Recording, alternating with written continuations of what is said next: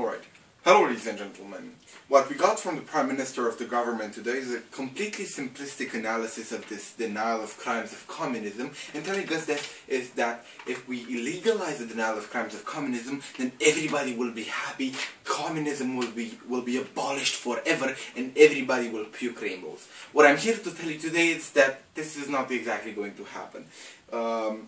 My single point of substantial today in my speech is going to be about the real stakeholders involved and the backlash of them. But firstly, I will go into rebuttaling the case of the proposition team, and I'm going to rebuttal it in 3 points, which are exactly the arguments of the proposition. Now, firstly, the whole comparison of the Holocaust. Now, we think that essentially the burden of the proposition team today was not telling us, well, if the Holocaust, the denial of crimes of Holocaust is legal, then so should the communism, because communism is bad, is worse, and whatnot. No, we think that what the proposition team should have done today is present us the real harm of not denying them, and what kind of evil this brings in our society, and why exactly is the fact that the denial of crimes of communism is not illegal right now is really problematic in our society. And secondly, what are the benefits that the illegalization of the denial of crimes of communism will bring in our society? We heard none about this, but what we heard was a 3-minute analysis about how bad communism is and how bad the Holocaust is, and if that is illegal, and this should be illegal. We're not denying that communism is bad, but that this is not essentially their burden. Now, going on to the second point, we heard a lot of pink stuff and fluffy stuff regarding how much benefits this motion is going to bring us, and how this is going to be real fluffy, and everybody will rejoice, and we will have massive parties in the streets because we illegalize the denial of communism. They told us that we will have respect, positive psychological effect upon the population, the acknowledgement of suffering, and trust in the state.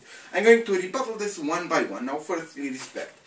Let's get real, people. The respect that we give to the victims of communist crimes will not actually help anybody. This will not bring anybody back to life, and we think that the scars of the communist crimes are still going to be there, regardless of that. Secondly, we think that the victims of the crimes of communists got a lot of respect along the time. Let's think about all the memorials, the association that are trying to hold this kind of victims, and all the things in order to pay the respect to the victims of the crimes of communism. And thirdly, if anybody wants to pay their respects to the victims of communism, then they can do it today, right now, by any means possible, however they see them fit. The state does nothing to infringe upon that, and they can do it today. And fourthly, we think that this is not the real role of the state to, pay their respects to certain victims or whatnot. Secondly, the positive psychological effect upon the population. Well, our opinion on that is nobody cares. I'm a civilian, I'm a citizen of the state in Europe that was part of the communist bloc, and I for one do not care. I don't wake up every morning thinking, well, dude, the state making the denial of crimes of communism illegal would be the coolest thing ever. I desire it so bad. Oh my god, they did it. I am so happy, my life is better. Let's get real, people. Nobody would actually care about that. There are millions of people exactly like me, people who would actually care about disapproval of this motion, are really few, if none at all, and their positive psychological effect would be, in consequence, little to none. Therefore, this whole boost of the psychology of the masses is completely unrealistic. Now, the acknowledgement of their suffering. Now, I'm going to talk more about this point in my own constructive point. But the key word today is people who do not acknowledge the crimes of communism, do it for a reason. The reason is the key word today. And secondly, it's not the state that does that.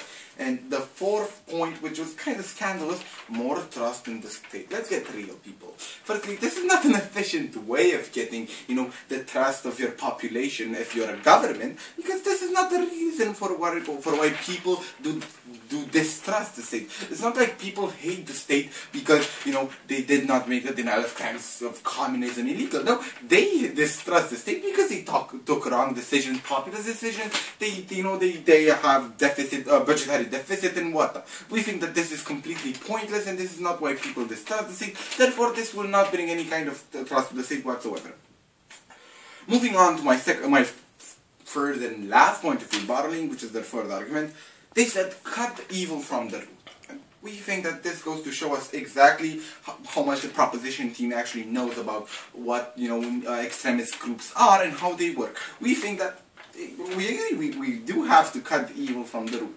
But the root is not the state not legalizing the denial of crimes of communism. We think that people that are part of extremist groups, neo-communists, neo-Nazis, are there because they suffered trauma or they have this ideological belief that communism is great, not because the state did not illegalize the crimes of it.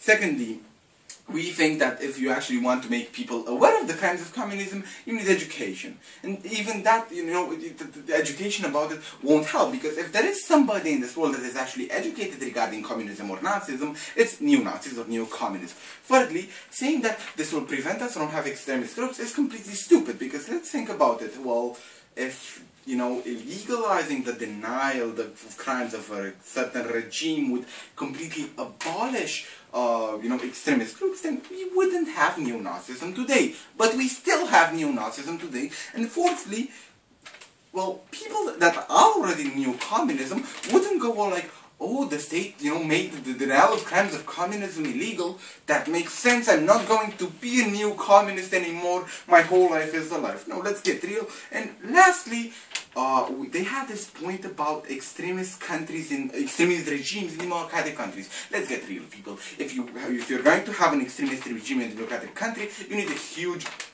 political leverage that would not be affected by the approval of this motion. Now, moving on to my own constructive point, which is going to be about the backlash. As I told you, people do not care about it. Do I care about the denial of crimes of communism? Well, not really. Do you care about it? Well, maybe not, because you have no reason to do it.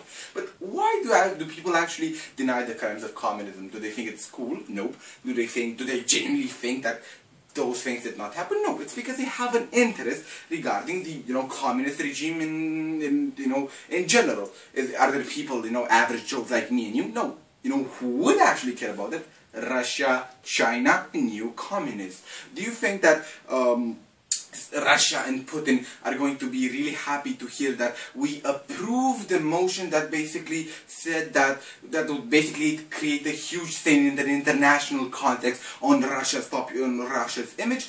I do not think so. Do you think that China will be really happy to hear that the Western countries or whoever will approve this motion, because we did not get the model from the proposition team today, would be really happy to hear that what the states in the West basically did is approving a motion that basically is supporting, bashing the regime? I do not think so. At the end of the day, what the proposition team proposed today is a motion that doesn't really benefit anybody, and if it does, there are really few persons that will, and that won't make a significant difference, but will be completely disastrous on an international context. Therefore, we think that the approval of it should not happen. Thank you.